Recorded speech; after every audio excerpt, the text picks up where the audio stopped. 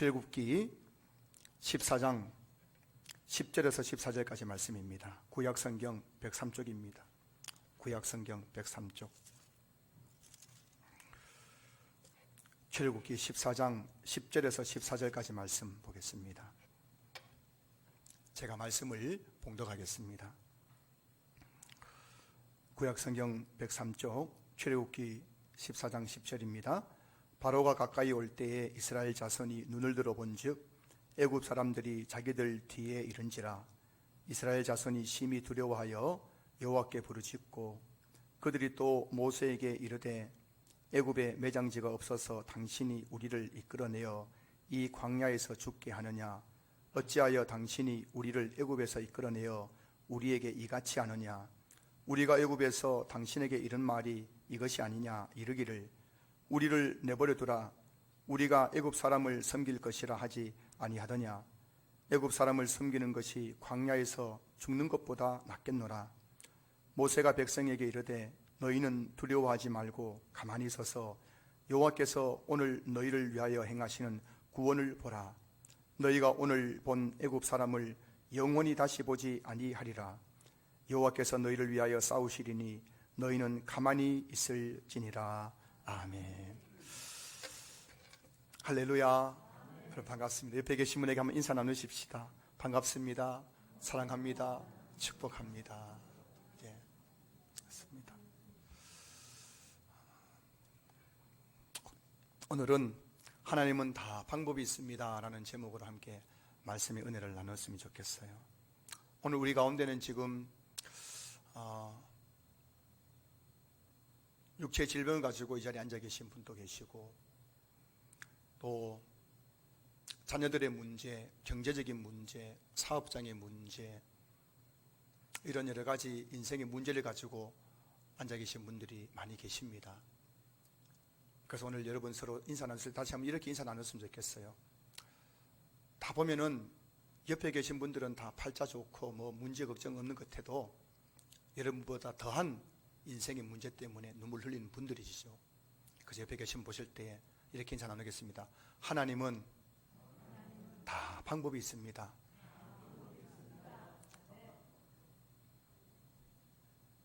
좀 제대로 해봅시다. 우리 한번 옆에 계신 분 보면서 옆에 앉아 계신 분은 여러분보다 더 문제를 가지고 지금 앉아 계신 거예요. 그래서 우리 격려하고 위로하는 차원에서 한번 따라하세요. 옆에 보시면 저를 보지 마시고 옆에 계신 분 보시면서 하나님은 다 방법이 있습니다. 하나님에게 어떤 방법이 있는지 오늘 말씀을 통해서 함께 우리 생각해 보려고 합니다. 이스라엘 백성은 430년 동안 애굽에서 노예 생활을 했습니다. 물론 노예 생활 기간이 430년은 아니었지만 그들은 오랜 동안 애굽에서 노예 생활을 하면서 심한 학대를 받았고 또 국고성 비돔과 람셋을 건축한 일에 노역을 해야만 했고 또 흙 이기기, 벽돌 굽기, 농사 여러 가지 일로 노역에 시달려야만 했습니다. 참 생각해 보세요. 태어날 때부터 노예로 태어나가지고 너는 노예야 하는 소리를 들으면서 자기의 어떤 자유의지를 가지고 살아가는 것이 아니라 통제와 억압 속에 살아가는 이스라엘 백성들, 눈만 뜨면 또 들에 나가서 성을 지어야 되고 농사를 지어야 되고 벽돌을 구워야 되고 그런 그들에게 무슨 소망이 있었겠습니까? 그들에게는 아무런 소망이 없었어요. 오늘 여러분 중에도 아마 인생의 노예가 되어서 아무런 소망 없이 나온 분들이 계실지 모르겠습니다. 그들에게는 이 노예 같은 삶에서 벗어날 방법이 없었어요. 여러분 중에도 참 삶의 노예가 되어서 내가 이 현실을 벗어나고 싶지만은 벗어날 수 없어서 정말 그렇게 절망하고 낙심하고 하신 분들도 계실 것입니다. 그래서 그들은 그 애굽의 노예 생활 가운데 너무너무 학대당하고 고통당하여서 날마다 탄식하면서 하나님께 부르짖었습니다. 그러자 하나님께서 그들의 부르짖음의 소리를 듣고 하나님께서 애굽 땅에 10가지 재앙을 내렸습니다. 그 10가지 재앙이 바로 피, 개구리, 이 파리, 돌림병, 악성종기, 우박, 메뚜기, 흑암, 장자의 죽음이라는 10가지 재앙인데, 이 10가지 재앙은 애굽 왕 바로가 상상할 수도 없었던 재앙이었습니다. 어떻게 이런 재앙이 내가 다스린 이 나라에서 일어날 수 있는가 싶을 만큼 바로 왕이 수많은 재앙을 만났지만, 가뭄도 만나고 이런저런 천재지변도 만났지만, 이 10가지 재앙 같은 재앙은 본 적이 없는 거예요. 상상할 수도 생각할 수 없는 그 재앙을 만나자 그렇게 완악했던 바로왕의 코가 납작하게 되어버리고 결국 이스라엘 백성은 430년의 노예 생활을 청산하고 출애굽하게 되었습니다. 그렇게 출애굽한 이스라엘 백성이 이제 오늘 본문에 보면은 광야를 지나면서 오늘 본문 2절을 보시면 홍해바다 앞 비하이롯이라는 곳에 장막을 쳤습니다. 지금 그들은 바로 앞에 홍해바다가 보이는 바로 앞에 그 광야에 텐트를 치고 이제 정착해 있는 것입니다. 여러분 얼마나 좋았겠어요. 430년 노예 생활, 눈만 뜨면 고된 노역으로 학대당했던 그들이 이제는 자유의 몸이 되어서 눈을 떠도 이제 내 마음대로 살아갈 수 있고, 이제 얼마나 좋아요. 그래서 그들이 그 비하이롯이라는 곳에 장막을 치고 그렇게 좋아하고 있는데, 그 기쁨도 잠시 그들의 삶에 또 다른 시련이 찾아왔습니다. 그것이 뭘까요? 바로 오늘 본문 앞에 보면은 출애굽기 14장 5절 말씀입니다. 그 백성이 도망한 사실이 애굽 왕에게 알려짐에 바로와 그의 신하들이 그 백성에 대하여 마음이 변하여 이르되 우리가 어찌 이같이 하여 이스라엘을 우리를 섬김에서 놓아 보내었는가 하고 되어 있어요. 바로 왕이 이스라엘 백성들을 10가지 재앙 때문에 코가 납작해져 가지고 이제 그들을 보내주긴 보내줬는데, 보내주고 나서 마음이 변해버린 거예요. 후회를 한 겁니다. 왜 우리가 그들을 놓아줬던가? 그들이 있어야 우리가 이 농사일도 하고 성도 지을 수 있는데, 그들이 다 가버리고 나니까는 더 이상 농사할 사람도 없고 성을 지을 사람도 없고 노동력이 지금 이제 떨어져 버린 거예요. 그래서 바로왕이 마음이 변한 거예요. 후회를 한 겁니다. 왜 그들을 놓아줬던가? 그러면서 9절 말씀 보시면은 애굽 사람들과 바로의 말들, 병거들과 그 마병과 그 군대가 그들의 뒤를 따라 바알스본 맞은편 비하이롯 곁 해변 그들이 장막 치는 데에 위치니라. 바로가 마음이 변해가지고 왜 우리가 이스라엘 백성들을 놓아주었던가 후회하면서 다시금 선발된 병거 600대, 애굽의 모든 병거를 동원하고 지휘관들을 다 동원해가지고 많은 군사를 이끌고 지금 이스라엘 백성들을 쫓아오고 있는 거예요. 그런데 그것도 어떻습니까? 비하이롯까지 쫓아왔습니다. 미쳤습니다. 이제는 곧 저 멀리에서 지금 애굽의 군대가 쫓아오는 모습이 보이고 있는 겁니다. 자, 여러분, 지금 이스라엘 백성들의 상황이 이해되시겠죠? 앞에는 지금 홍해바다가 그들을 가로막고 있습니다. 지금 그들은 아마 이렇게 있겠죠. 도대체 우리가 어떻게 이 홍해바다를 건널까? 이제 저 광야를 지나가야 되는데, 약속의 땅을 가려면 저 광야를 지나가야 되는데, 이 홍해를 건너야 되는데 홍해바다를 어떻게 건너지? 빙 둘러서 가야 될까? 어떻게 될까? 그들이 운운하고 있는 중에 뒤에 보니까는 애굽의 군대가 쳐들어오고 있는 거예요. 그래서 그들이 어떻게 반응합니까? 10절 보시면은 바로가 가까이 올 때에 이스라엘 자손이 눈을 들어 본즉 애굽 사람들이 자기들 뒤에 이른지라 이스라엘 자손이 심히 두려워하여 여호와께 부르짖고 되어 있어요. 지금 앞에는 홍해바다가 그를 가로막고 있죠. 뒤에는 지금 애굽 군대가 코앞까지 쫓아오고 있지요. 그래서 그들이 지금 두려워하면서 여호와께 부르짖었다라고 성경이 우리에게 말씀해주고 있습니다. 어쩌면 저와 여러분들의 인생이 지금 홍해바다 앞에 있는 비하이롯에 있는 그런 모습이 아닐까 싶어요. 살아가다 보면 참 앞에는 깜깜한 그 바다가 놓여 있고 뒤에도 참 깜깜한 문제가 나를 가로막고 있고 앞으로 갈 수 없고 뒤로도 갈 수 없는 그런 진대양당과 같은 그런 고난을 만날 때가 참 많이 있는 것 같아요. 그래서 출애굽기를 보면은 출애굽기 속에서 우리는 우리 인생을 보게 되는 것이죠. 지금 그들이 놓여 있는 상황, 여기에 있는 여러분의 상황, 저의 모습이기도 한 것입니다. 그래서 때로는 두려워할 때도 많고요. 그래서 때로는 하나님 앞에 나와서 부르짖어 기도할 때가 또 얼마나 많습니까? 하나님 살려주십시오. 이 문제를 해결해 주십시오. 그렇게 하나님 앞에 부르짖을 때가 우리 인생에 얼마나 많은지 모릅니다. 성경에서 하나님께 부르짖는다는 표현은 주로 하나님께 기도한다는 의미로 사용되는데요, 오늘 본문에서 이스라엘 백성이 하나님께 부르짖었다는 것은 기도했다는 의미는 아닌 것 같습니다.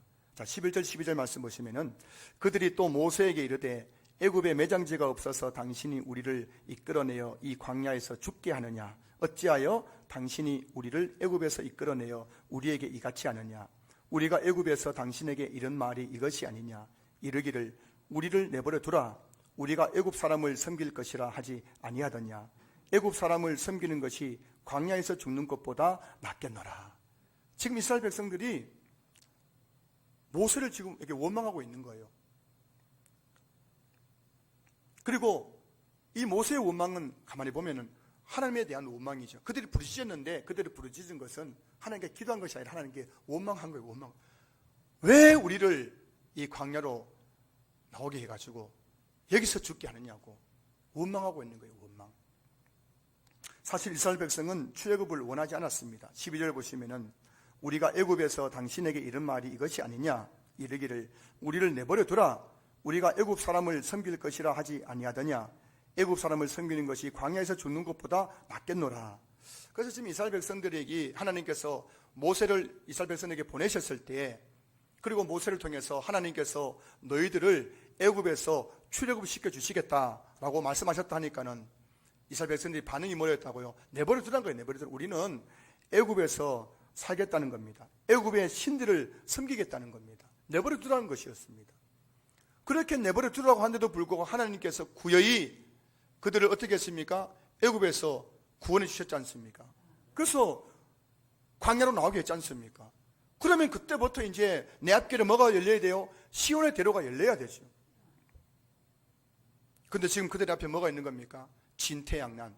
앞에는 홍해가 있고 뒤에는 애굽의 군대가 총칼을 가지고, 총이 아니죠, 칼과 창을 가지고 병거를 가지고 쫓아와서 그들을 죽일 듯이 달려오고 있는 겁니다.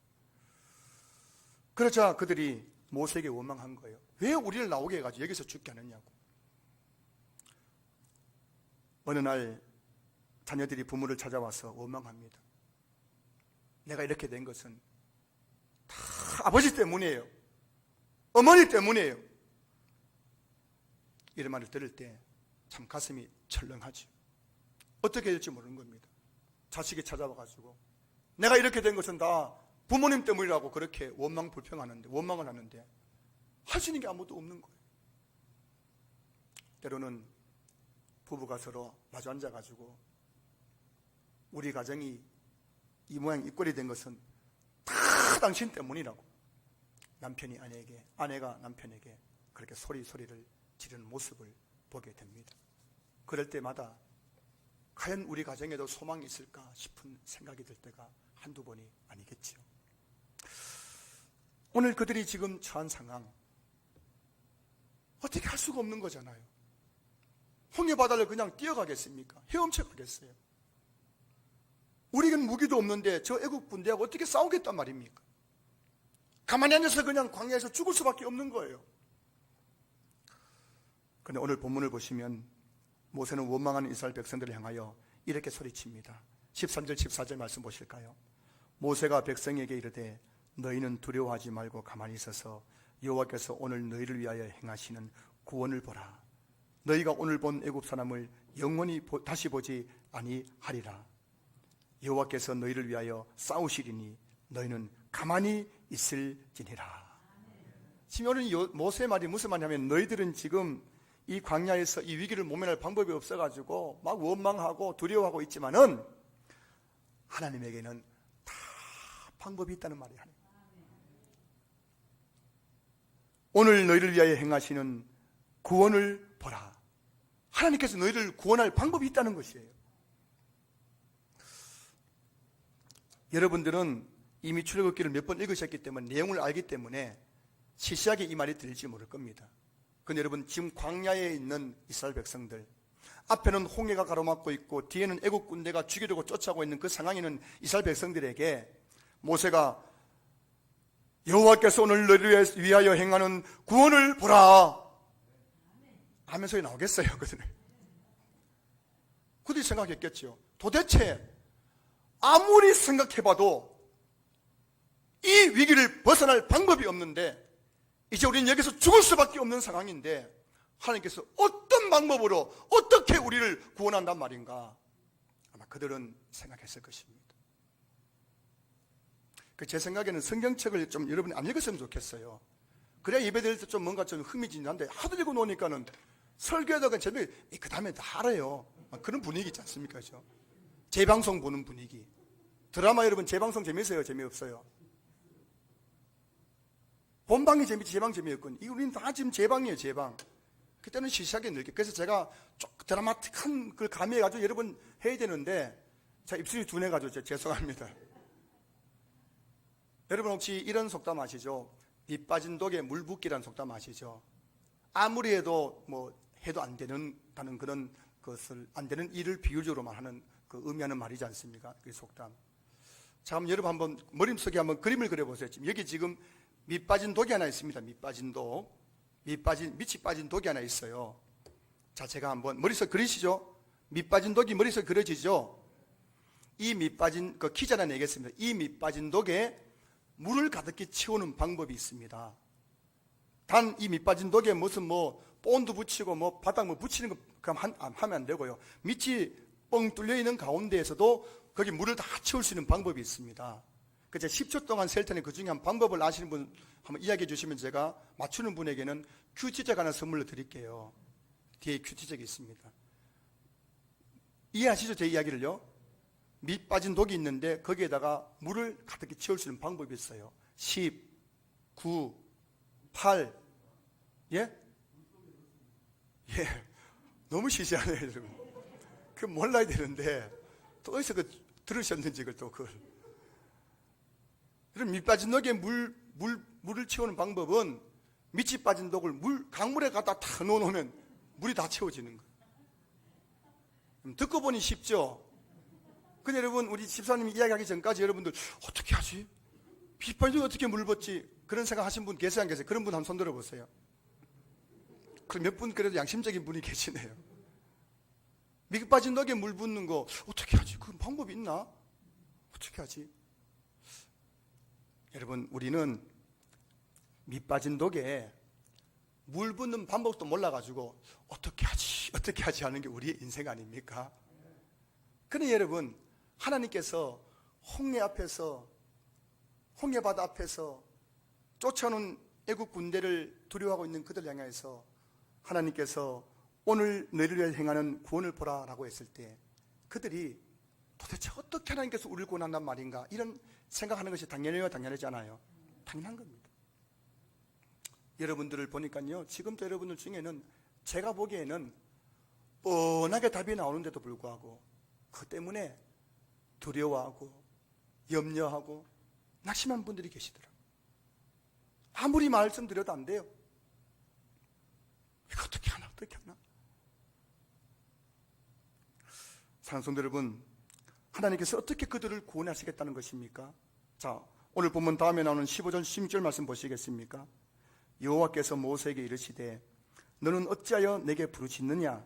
이스라엘 자손에게 명령하여 앞으로 나아가게 하고 지팡이를 들고 손을 바다 위로 내밀어 그것이 갈라지게 하라. 이스라엘 자손이 바다 가운데서 마른 땅으로 행하리라.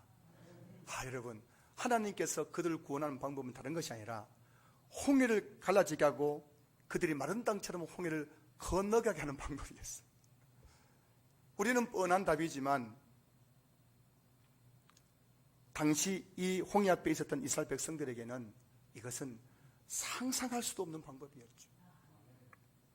그 홍해 바다가 갈라질 것이라고 그들이 상상이나 했겠습니까? 도대체 하나님께서 어떻게 우리를 구원한단 말인가?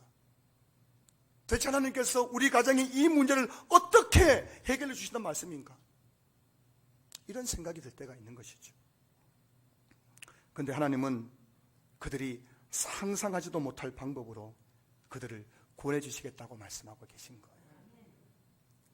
그래서 오늘 이 설교 제목, 하나님은 다 방법이 있습니다, 이 말씀이 공허한 메아리, 추상적인 어떤 명제가 아니라 오늘 여러분의 삶에 그대로 이루어질 말씀인 줄로 믿습니다. 여러분 중에 지금 또 아마 이 예배 드리면서 도대체 이 문제를 어떻게 해결해 주신다는 말씀인가? 그러나 여러분 따라하세요. 하나님은 다 방법이 있습니다. 믿으시면 아멘. 여러분 중에 지금 무엇 때문에, 어떤 문제 때문에 염려하고 두려운 분이 계신가요? 여러분에게는 그 방법이 떠오르지 않을 것입니다. 그런데 하나님은 지금 수만 가지 방법 중에서 내가 어떤 방법으로 여러분의 문제를 해결해 줄 것인가 지금 생각하고 계신 거예요.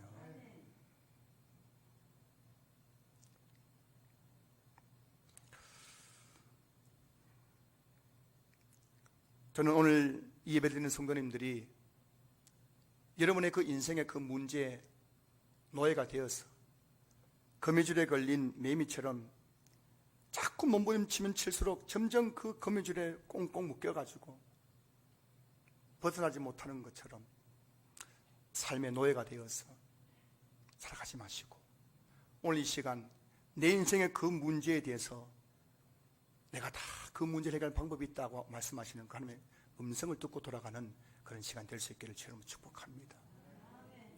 이 예배 마치고 돌아가면 또 인생의 그 거미줄에 꽁꽁 묶여서 삶의 노예가 되어서 낙심하고 원망하고 불평하고 좌절하고 절망하고 당신 때문이야, 부모님 때문이야, 누구 때문이야, 남 탓을 하며 살아가는 그런 인생 되지 마시고, 오늘 이 예배 가운데 하나님의 그 음성을 듣는 시간, 나에게 다 방법이 있단다, 그 음성을 듣고 기뻐하며 이 자리를 떠나는 성도들 될 수 있기를 주님으로 축복합니다.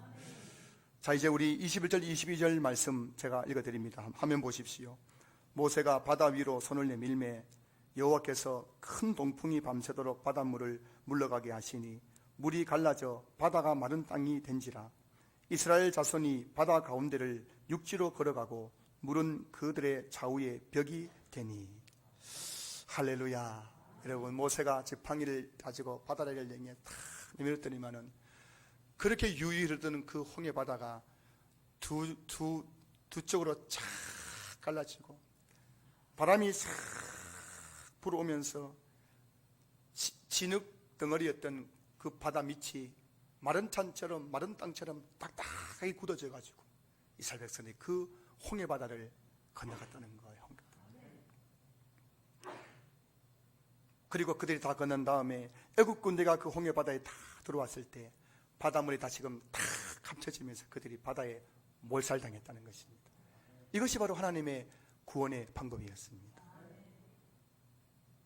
인간은 이성, 경험, 과학, 의학이라는 생각 속에 갇혀 살아가고 있습니다. 여러분들도 지금 이성, 경험, 과학, 의학이라는 그런 생각 속에 다 갇혀 있는 거예요. 그래서 어떤 문제를 만났을 때 여러분들은 이성적으로 생각해 봅니다. 경험적으로 생각해 봅니다. 과학적으로 한번 그걸 생각해 보는 겁니다. 그걸 의학적으로 생각해 보는 겁니다. 그리고 이것이 이성과 경험과 과학과 의학의 범위를 벗어나면은 안 된다, 불가능하다고 말하는 것이죠. 그러면 우리 인생에는 해결할 수 없는 일들이 너무나 많은 거예요. 아무리 생각해도 그 방법이 떠오르지 않는 일들이 너무나 많은 겁니다. 그런데 하나님은 우리 인간의 이성과 경험을 초월하신 분이에요. 하나님은 과학과 의학을 초월하신 분입니다. 그래서 여러분, 하나님에게는 우리가 생각할 수도 없는 무궁무진한 방법이 있는 거예요. 그들은 홍해 바다를 마른 땅처럼 건널 거라고 상상도 못했지만 하나님은 그것이 다 보이는 답이었습니다. 하나님은 과학과 의학이라는 학문에 갇혀 있는 분이 아니에요. 하나님은 인간의 이성과 경험이라는 한계에 제한받는 분이 아닙니다. 하나님은 전지전능하신 분이시고 무소부지하신 분이고 하나님은 능히 하지 못할 일이 없으신 분인 줄로 믿을 수 있기를 주의 이름으로 축복합니다. 하박국 3장 16절 말씀 보시면은 내가 들었으므로 내 창자가 흔들렸고 그 목소리로 말미암아 내 입술이 떨렸도다. 하박국 선지자가 하나님의 말씀을 듣고 창자가 흔들리고 입술이 덜덜덜덜 떨렸다는 거예요. 왜냐하면 하박국 선지자가 보기에는 상상할 수 없었던 방법으로 하나님께서 악인들을 심판한다고 말씀하셨기 때문에 하나님께서 그런 방법으로 악인들을 심판하시는구나. 그 말씀을 듣고 너무 놀라가지고 창자가 흔들리고 입이 막 떨리는 거예요. 입술이 떨리는 거예요. 오늘 여러분들도 그런 경험할 수 있기를 주님을 축복합니다. 하나님, 이거 어떻게 해야 되겠습니까? 나는 방법이 없습니다. 그런데 하나님께서 성령을 통해서 말씀을 통해서 여러분에게 세밀하게 말씀해 주는 거예요. 다 방법이 있단다. 그 말씀 듣고 너무 놀라가지고 창자가 막 꼬이고 입술이 들불 떨리고 너무 좋아가지고 이런 영적 신비한 체험들이 여러분에 있을 수 있기를 주의 이름으로 축복합니다. 지난 2015년 12월 27일 저는 신앙교회에 부임했습니다. 첫 예배 시간에 저를 포함해서 17명의 성도들이 함께 예배를 드렸습니다. 그 모습 보고 저는 금요기도의 시간에 성도들과 함께 기도 제목을 나누었습니다. 하나님, 우리 신앙교회 주일 예배 장년 성도 50명이 되게 해 주십시오. 그렇게 금요일마다 성도들과 함께 기도했습니다. 그런데 그 기도하고 집에 돌아가서 저의 아내와 함께 얼굴을 보면서 우리가 서로 웃었어요. 과연 우리 신앙교회 주일 예배 50명이 채워질 수 있을까? 과연 우리 교회에도 50명의 성도들이 예배드릴 날이 올 수 있을까? 그게 너무너무 믿기지 않아가지고 기도는 했지만은 그게 믿기지 않아가지고 서로 쳐다보면서 멋쩍게 웃었던 기억이 생생합니다.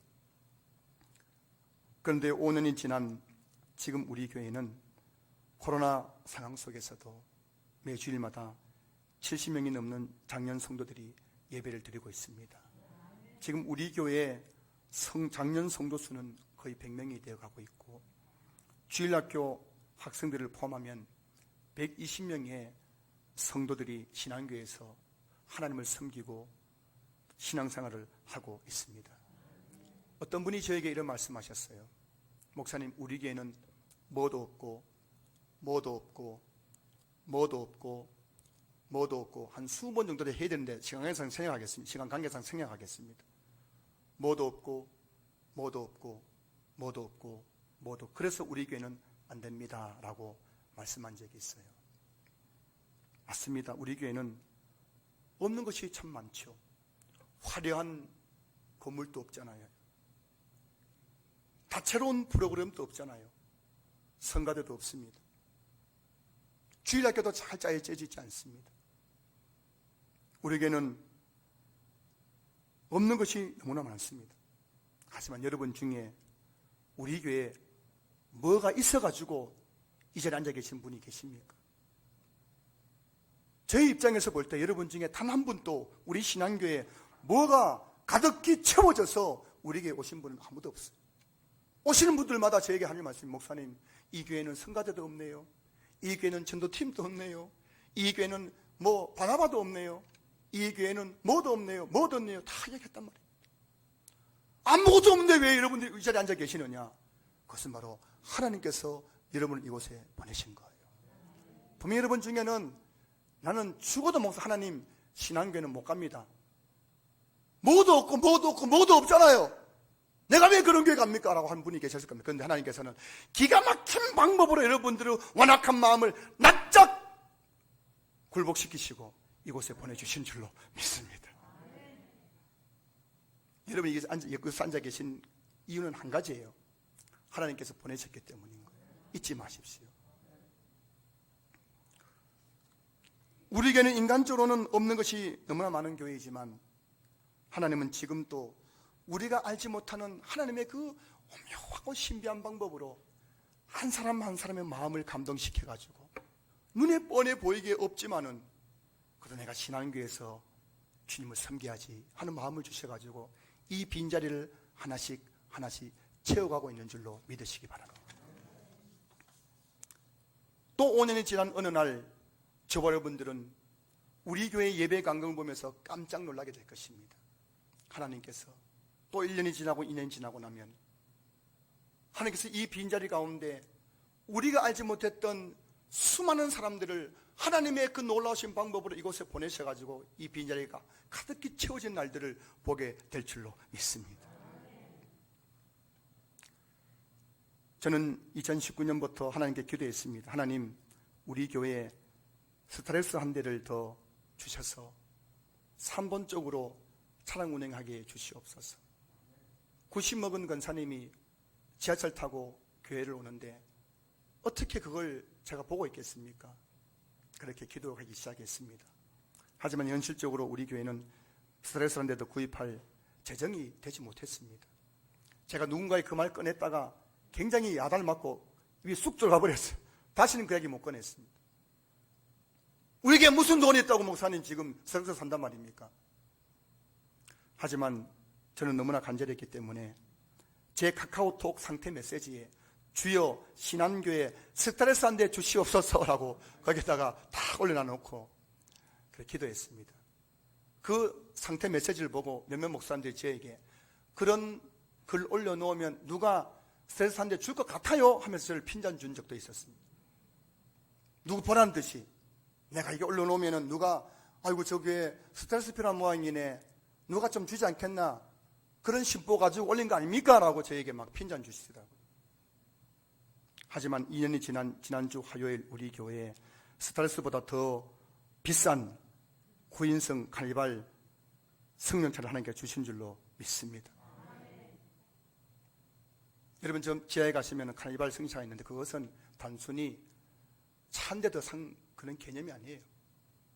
우리 교회 처음 형편을 아시는 분들이 있다면 제가 부임할 때 결코 그 카니발 보면서 교회가 돈이 많아서 차 한 대 샀구나 무슨 돈이 있으면 차를 샀구나 이런 말을 하실 수 없을 것입니다. 차를 샀지만은 운전할 분이 없으면 차량 운행할 수 없는데 하나님께 기가 막히게 베스트 드라이브 2분을 예배해 주셨는데 오늘부터 그래서 3번 방향 쪽으로도 차량이 운행하고 안산 쪽으로 차량 운행하고 예배 전에도 운행하고 예배 후에도 할 그런 베스트 드라이브를 다 준비해 놓으신 그분들이 내가 하겠습니다 해서 이제 오늘부터 차량 운행이 시작된 줄로 믿습니다. 2년 전만 해도 도저히 불가능해 보였던 일이지만 하나님은 하나님의 방법으로 이 일을 행하셨어요. 주일 예배 시간에 우리 강연은 원로 목사님 교회에 오셔서 원고에도 없는 말을 하셨습니다. 그런데 그 말 한마디가 그 예배 드리는 어떤 성도님에게는 마음의 감동이 되어서 차량 구입 헌금 1,000만 원을 하시게 되었고 그것이 종잣돈이 되어가지고 몇몇 분들이 십시일반 헌금하여서 물론 할부로 구입했지만은 오늘 우리 교회는 카니발이라는 차량을 구입하게 된 것이에요. 하나님의 기적인 줄로 믿습니다.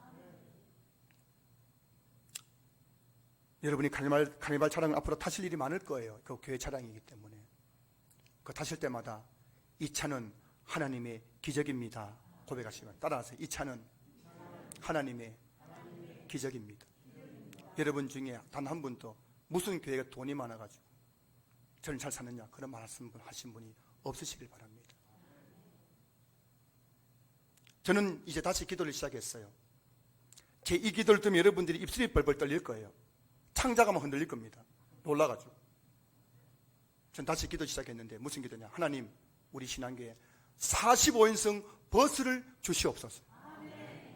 창자가 흔들리시죠. 입술이 떨리시죠. 그럼 멀지 않는 날 여러분들은 우리 교회 주차장에 들어오지 못하기 때문에 주차장 앞에 45인승 새 버스가 있는 모습을 보게 될 날이 올 줄로 믿습니다. 하나님은 기가 막힌 방법으로 우리 교회 가운데 버스도 주시고 카니발도 주시고 더한 것도 우리에게 주시는 하나님이신 줄로 믿습니다. 저는 신앙교회 부임하고 매주 금요일마다 혼자서 북치고 장구치면서 금요기도를 인도했습니다.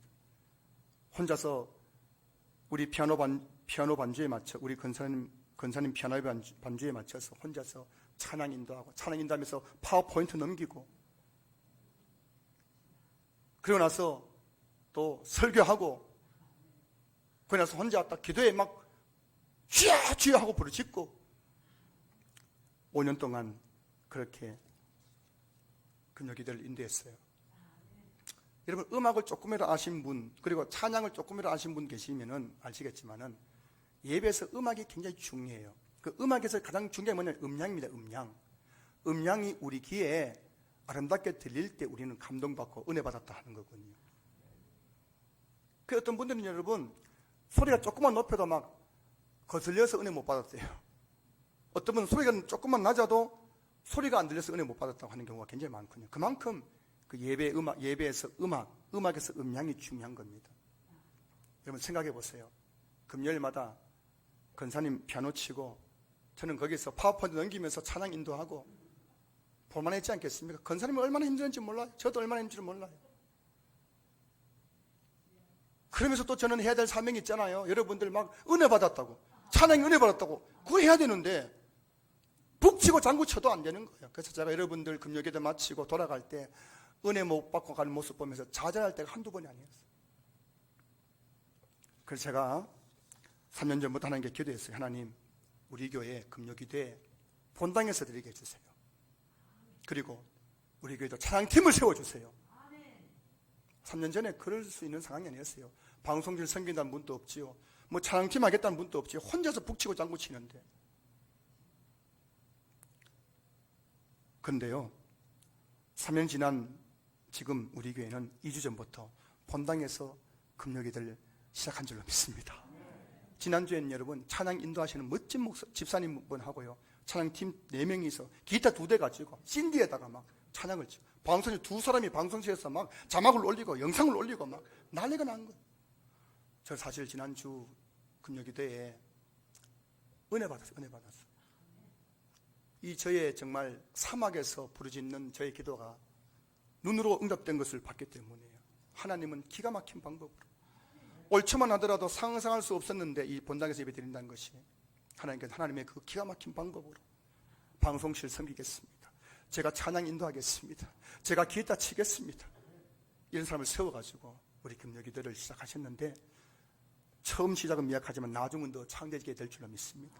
여러분 두고 보십시오. 우리 금요기도회가 앞으로 정말 은혜가 넘치는 금요기도회에서 병자가 고침받고 귀신이 쫓겨가고 성령의 불을 받고 성령의 은사가 나타나고 기적을 체험한 역사들이 나타나게 될 것입니다.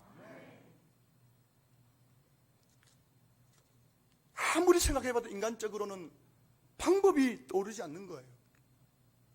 하지만 하나님께 기도하고 참참히 기다리면 하나님은 하나님의 놀라운 방법으로 여러분의 그 문제, 여러분의 그 기도를 응답해 주신다는 사실을 믿을 수 있기를 주님을 축복합니다. 하나님은 바벨론 포로라는 절망 속에 빠져있는 이스라엘 백성들에게 말씀하셨습니다. 이사야 55장 8절 9절입니다. 이는 내 생각이 너의 생각과 다르며 내 길은 너의 길과 다름이니라.